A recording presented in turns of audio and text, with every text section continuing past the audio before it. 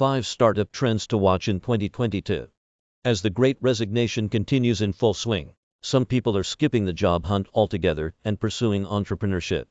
A record 1.4 million Americans filed applications to start new businesses in September 2021 alone, according to an analysis of census data by the Economic Innovation Group. In October, more than $54 billion was invested in over 2,000 companies around the world. Some of the hottest sectors: wellness, finance, and property technology.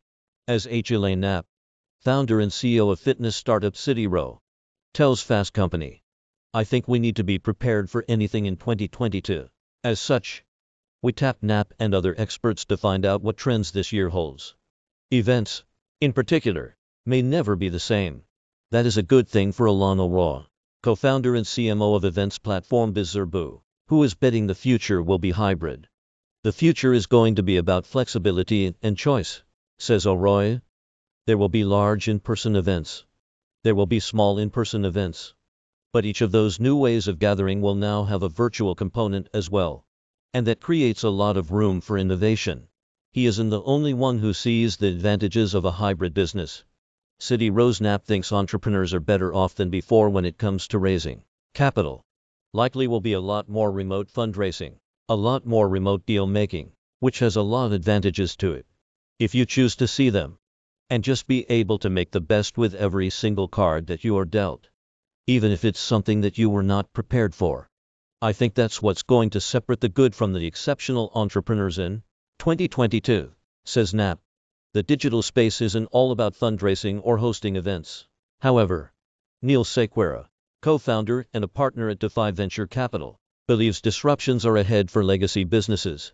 You'll see the crypto DeFi blockchain businesses opening up more business models in traditional markets that are already being disrupted, says Sequeira. This means room for innovation. As financial and no-code technology becomes more accessible, finance, insurance, and other legacy businesses will see more competition. Small business owners and startups alike will be able to use these tools to overcome inefficiencies and challenge more well-established businesses. The foundation has been built for people to do this. But what are the windows and doors and kind of the applications that run on top of that foundation going to look like? That is where there are plenty of places still to invest, says Sequeira. 2022 will bring a renewed focus on the environmental, social, and governance impacts of businesses. For Sequeira, this means a focus around climate sustainability, where ingredients come from, where the products are created, and the impact they have on the world, he says.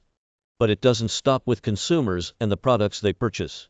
This trend is taking root for employees as well, with younger generations wanting their employers' values to match their own. It's critically important to them that they are working somewhere where the impact of what they do on the world is accounted for. And that is a change from many generations in the past, says Sequeira. Darren Bechtel, founder and managing director of Brick and Mortar Ventures, knows the importance of ESG, but has worries about the reality of the investment landscape. "I fear that it's being used as a little bit more of a buzzword, and there's a lot of money being thrown around just to check boxes," he contends. "I think there are companies that lack really scalable, sustainable business models that have successfully raised money," Bechtel adds, but cautions that there might be a little bit of a day of reckoning. He explains it may be similar to what we witnessed in the early days of drones for construction. Those generalist investors all thought it was the greatest thing since sliced bread. And there were just massive valuations and massive rounds. And then just a field of dead bodies and recaps, says Bechtel. "I've worried that we might see that happen. As tech becomes a permanent fixture in everyday life, it's time for real estate to catch up." Brendan Wallace, co-founder and managing partner at investment firm Fifth Wall, sees 2022 as a year of enormous secular growth in real estate and prop tech. Despite being roughly 13% of the U.S. GDP and one of the largest asset classes and lending categories, real estate has been one of the slowest industries to adopt new tech, says Wallace. He believes the real estate industry is bifurcated between organizations that embrace change in technology and those that don't. "I think that means that the larger, more tech-forward, frankly, more sustainability-forward real estate organizations are going to grow and scale," says Wallace. These will likely reap the advantages of size, cost of capital, and efficiency, he says. Whether it's fundraising techniques, events, exercise methods, education, or jobs, 2022 will bring an abundance of options for people and businesses. Finding what works best for you will be the goal. To do so, Knapp says leaders must have their finger on the pulse of their industry and be prepared to help shape their future. That's what we're doing at CityRow with our true omni-channel, says Knapp, to really connect with consumers in the two fastest growing verticals of fitness. For Knapp, that means offering brick-and-mortar studio space and expanding digital workout options from home. In a recent report, Fast Company senior writer Liz Segran spoke to tech entrepreneur Melissa Bridgeford about Wizard Commerce, a new platform she co-founded, set to launch in 2022. It will allow consumers to text a brand, discuss products, and ultimately buy items through a secure website that also saves payment information.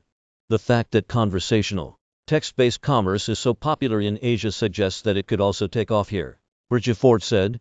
And we believe that the time is right for American consumers to try this new approach to shopping.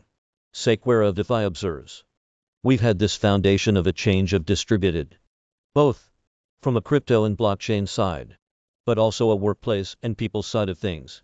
For example, Defy is working with Gojigya, a fintech company designed for unbanked Indonesian workers, instead of allowing them to fall victim to predatory lenders with high interest rates. Gojigya allows workers to withdraw their earned wages immediately. They now work with over 120 companies in various sectors and boast that over 80% of their clients no longer use informal lenders. Think about the past 2 years, continues Sequeira. Every board meeting has Zoom. But what is going to make that experience better? He likens an application like video conferencing to the floor of a new house. But then if you look at the house, well, there's so much more to it. There are paintings on the walls. That is where he sees a lot of room for compelling innovation and potential improvements. The pandemic has changed the way we live, work, and socialize. Everyone from grandparents to students became proficient in navigating digital spaces in the new normal. As businesses begin to reopen, this won't change, but instead, continue to evolve. And the world of entrepreneurship will follow suit. Sequeira muses, and how do you take that and make it a really beautiful place to live?